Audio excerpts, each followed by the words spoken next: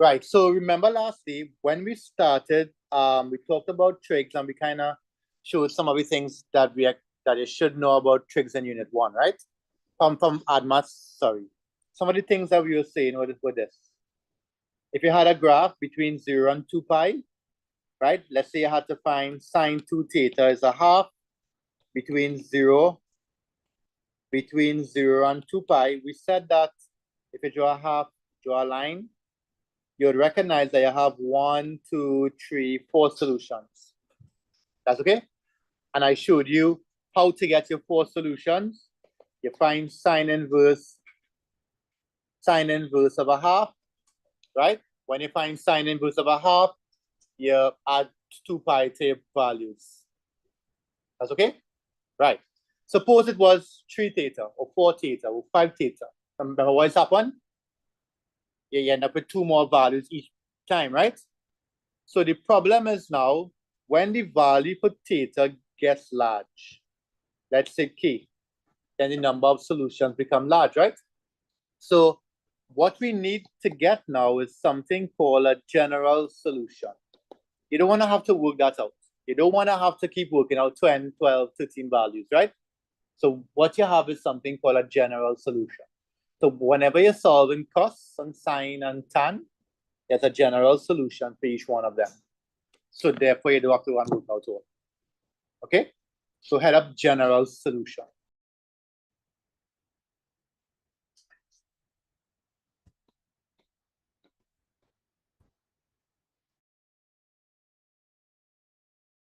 So let's say I ask you to find the general solution for sine k theta is equal to c.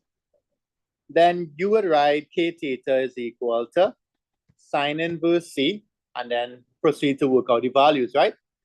So here's what the general solution will look like. The general solution looks like this. K theta is equal to n by pi. N means any number of solutions you need, plus minus 1 to the n by alpha. Alpha is equal to sine inverse c.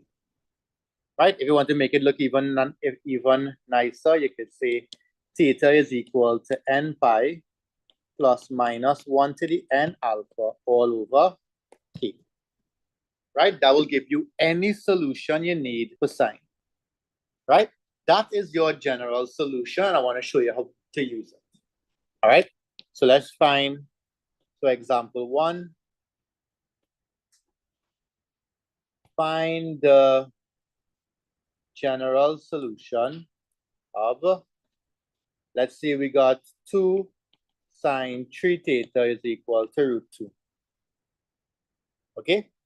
So basically, carry across the 2, carry across the sine, and you will get 3 theta is equal to sine inverse root 2 on 2. Right? So the general solution is this. 3 theta is equal to 2n pi plus minus 1 to the n of alpha. Right? So you have to work out alpha. Alpha is sine inverse root 2 and 2. 5 and 4, right? So this is your general solution. If you want to make it look nicer, divide by 3, and you will get 2 on 3 n pi plus minus 1 to the n pi on 12. That's a general solution. So for example, if you want the first solution, put n as 1. You will get theta is equal to 2/3 pi minus pi on 12. How much is that? But try this one here for me. Find the general solution for sine theta is equal to a half.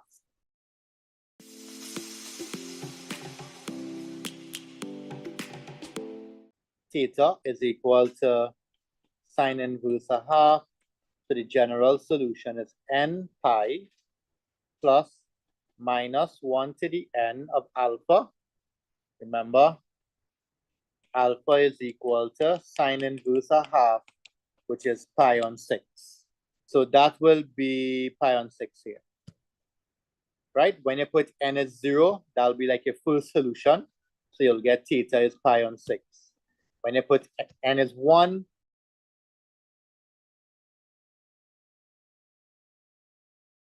that's okay. And as you keep putting n, you'll get any amount of solutions you need. Let's try one more for the road there. Try sine 2 theta is root 3 on 2.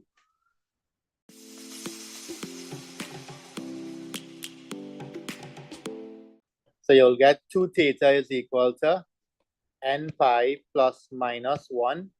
We had to find alpha. Alpha is equal to sine inverse root 3 on 2. So that was pi on 3. So you put pi on 3 here. That's okay? So that's the way you use general solution. When they say general solution, don't work out anything. Just use the formula. Right? There's a general solution also for cos and tan. Right? So for cos p theta is equal to c. And for tan p theta is equal to c. Here, the general solution is k theta is equal to 2n pi plus and minus alpha. Alpha is cosine inverse c. Right? And the general, again, if you want, you can divide everything by k, right? 2n pi plus or minus alpha, you can divide everything by k if you want.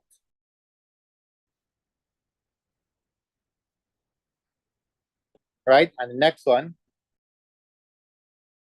is equal to n by pi plus alpha.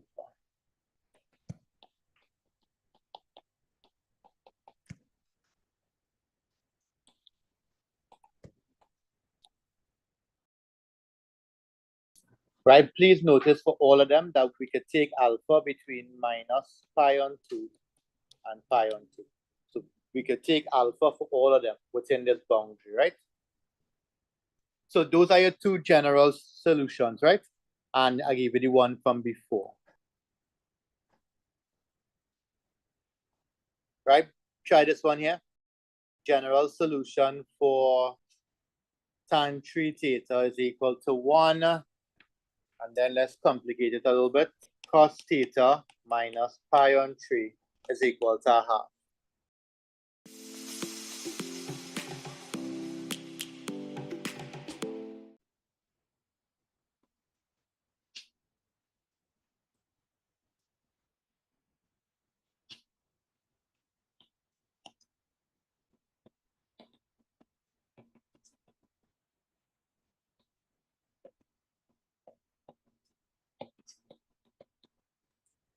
Next one.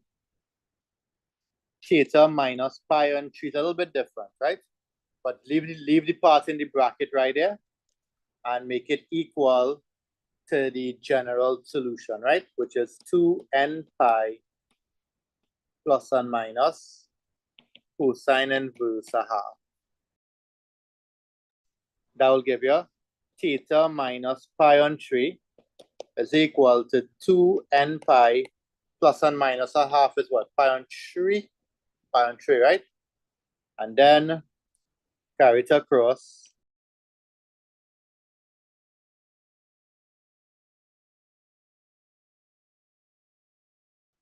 Right? If you want to simplify it, one of the options is to write this.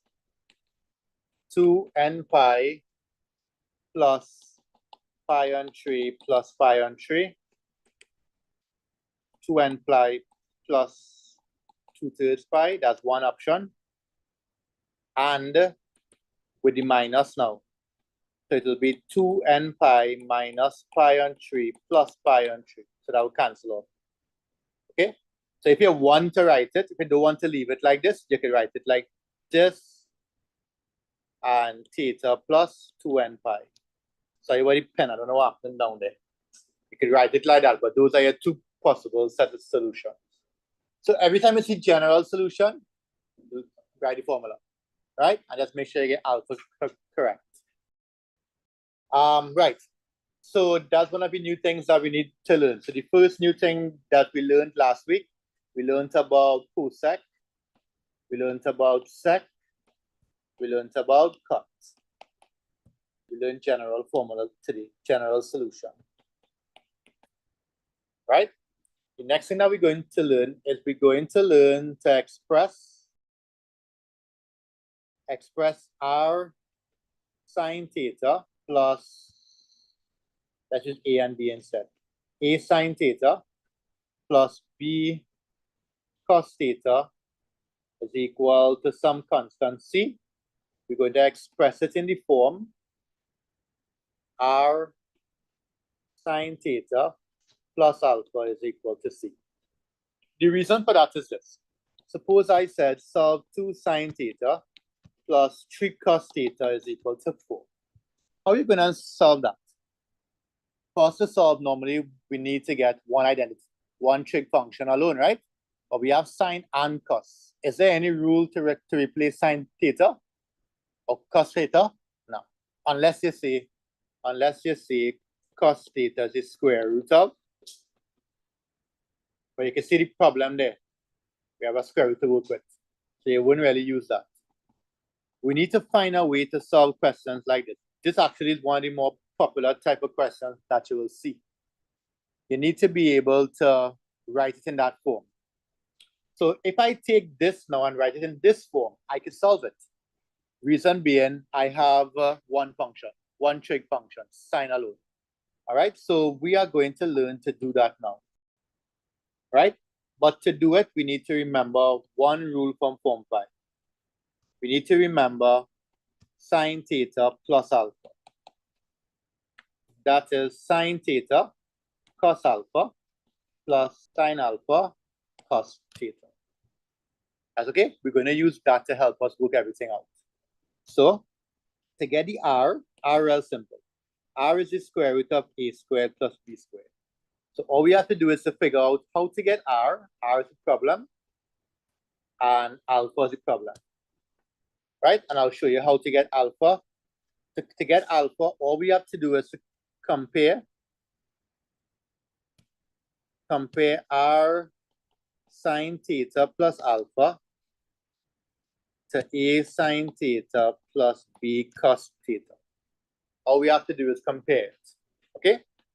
If I were to expand out that r sine theta plus alpha, I will end up with r sine theta cos alpha plus r sine alpha cos theta is equal to this long thing here. So what you see, whatever in front of cos theta, and it must be plus b, what you have in front of cos theta here, and positive r sine alpha. So therefore, those two things must be equal. Correct? So now we could say, well, here's what. R sine alpha is equal to b. So it means that alpha is sine inverse b over r. Or you can come on the next side and say, well, whatever in front of a, whatever in front of sine theta is a. So that's this by this. You'll get the same answer. Or some textbooks, they went even further and they say, well, here's what. Tan alpha is equal to b on e. How do they get that? Well, they took r sine alpha and they divided by r cos alpha. And you end up with b on e. The r's cancel and sine and cos tan. Okay? Some books, you will see that same answer. It don't matter which one you use, you're going to get the same thing. So that is the way to convert this to this. You find r, then you find alpha. Copy it down, and we're going to try one. Let's do it together. A is how much? A is 3 and B is 4, right? So we could easily find r. R is the square root of 3 squared plus 4 squared. So that should be 5. Now we're going to compare both of them. So we're going to equate 3 sine theta plus 4 cos theta to to r sine theta cos alpha plus r sine alpha cos theta. So we're going to compare. To satisfy your mind, you could do any one you want, right? I am going to do r sine alpha is 4. So when I compare, I got r sine alpha is equal to 4. So therefore, alpha is equal to sine inverse 4 on r, which is 4 on 5, right? I didn't specify if it's degrees or radians, but leave it in radians now. Okay, I forgot to say that alpha is in radians, right? Sine inverse 4 on 5 is how much? 0.927. Just for check-in purposes, try r cos alpha is equal to 3.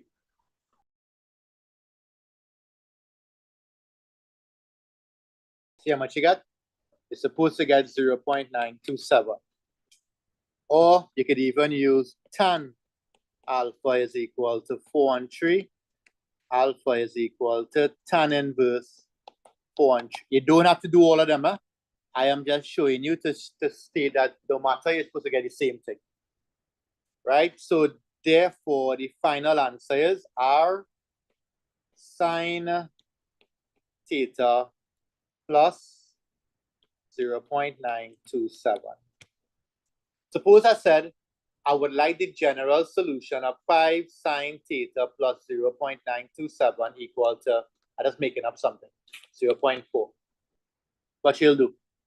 So you're using the general solution for which function? Sine.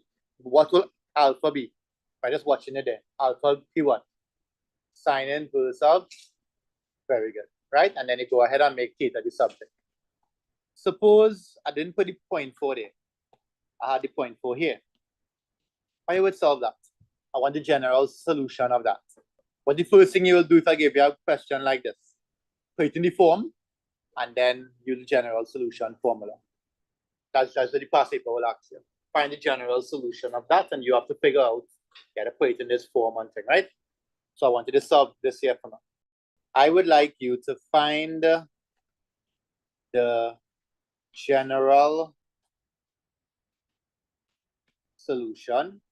Find the general solution of 2 sine theta plus 5 cos theta is equal to square root of 29 over 2. So step 1, express in the form r sine theta plus alpha. Step 2, right, use general solution to solve r sine theta plus alpha is equal to root 29 on 2.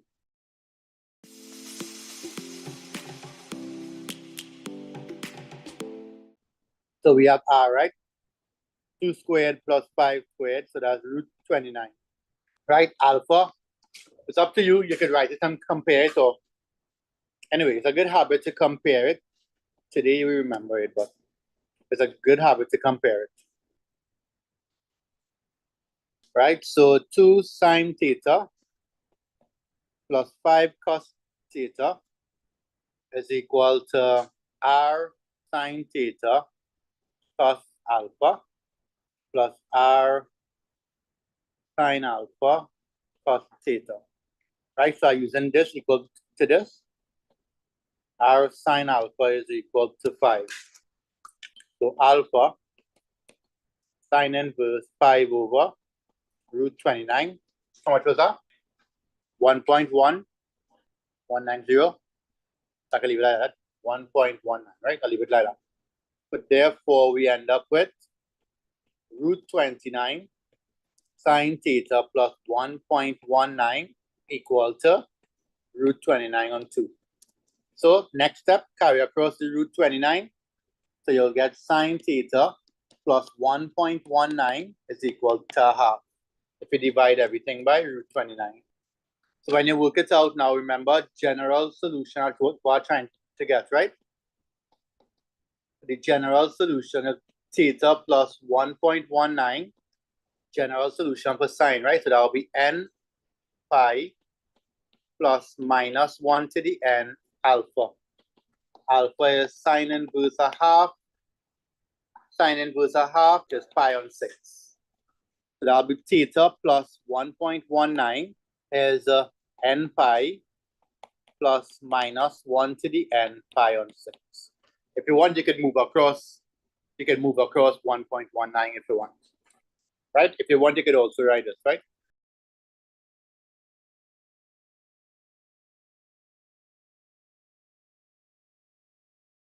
Solve that, please. 3 cos theta plus 4 sine theta 2.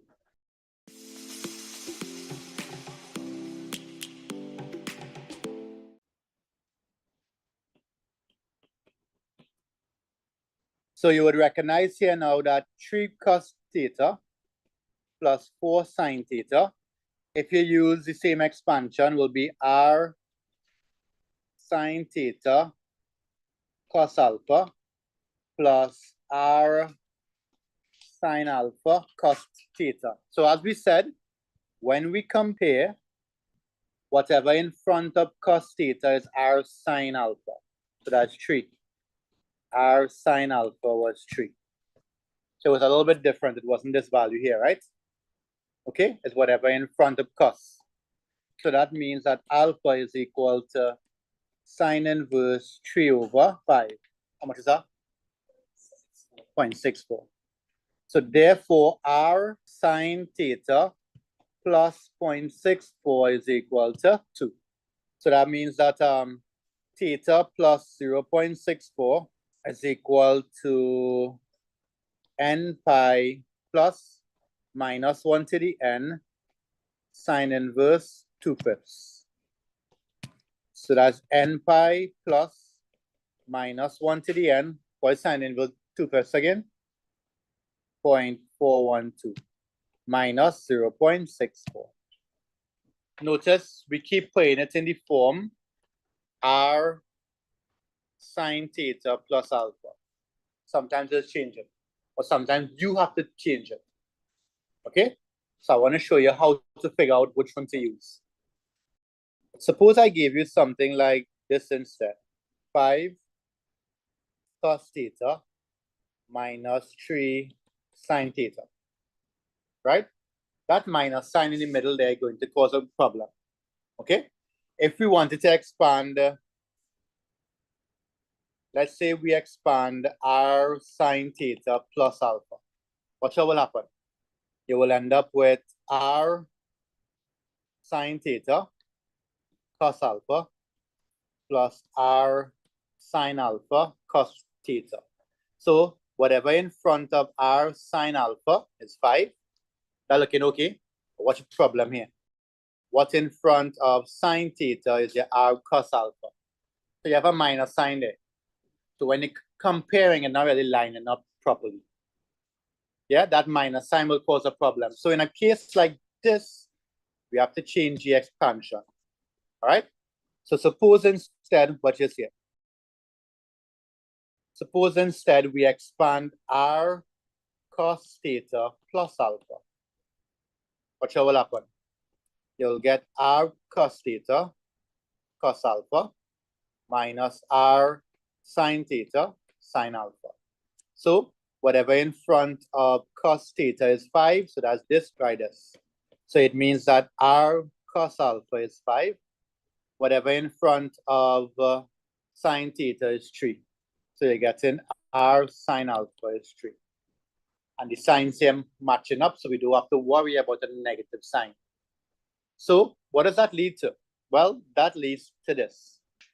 If we have a sine theta plus a cos theta, then the best expression to use will be r sine theta plus alpha. If we have it the other way around, I'm not saying the first one can't work, but the best one that will line up nicely is cos theta minus alpha. If on the other hand you had a sine theta minus b cos theta, then the best identity here to use will be r sine theta minus alpha. If on the other hand it was a cos theta minus b sine theta, then the best identity to use is r cos theta plus alpha, right? So some questions, they don't give you a hint on which one to choose. Some questions will tell you, put it in this form and then work it out. If they do give you, learn the above. If I ask you, what's the maximum value for this? What do you think is the max value for this, or what's the minimum value for this? Remember we said that this is equal to this, right? So what's the largest value of cos theta? 1, correct? What's the largest value of cos theta plus alpha? Same one, right? What's the largest value of r cos theta plus alpha? R.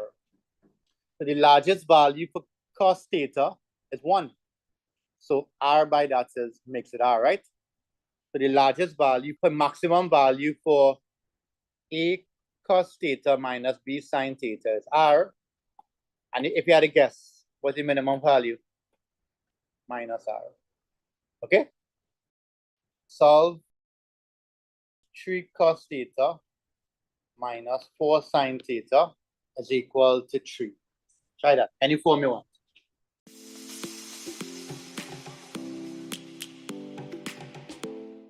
Which of the forms are right? R what? R cos theta plus alpha. Okay. Please find R. Square root of 3 squared plus 4 squared.